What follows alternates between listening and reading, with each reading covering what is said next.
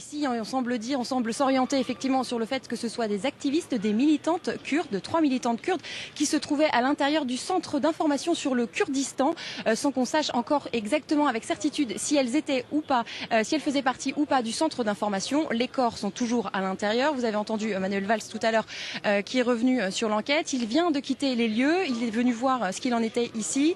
La communauté kurde commence à se rassembler, à peu près 400 personnes, avec des drapeaux du PKK, avec des chants pour le Kurdistan libre.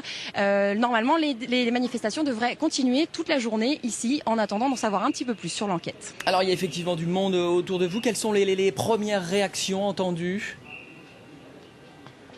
Alors ici, on ne croit pas vraiment à la thèse du crime crapuleux, du crime mafieux. On s'oriente plutôt ici, quand on interroge les gens sur place, vers un crime politique, car vous le savez, donc ces 3 exécutions arrivent dans un contexte assez particulier, puisque des pourparlers ont été engagés depuis quelque temps en Turquie entre le gouvernement et le PKK, le parti kurde, pour essayer d'obtenir un cessez-le-feu. Et effectivement, ici, tout le monde réagit en liant les 2 incidents, en se disant que ça arrive à un moment très inopportun pour le cessez-le-feu qui essaye d'être négocié en ce moment.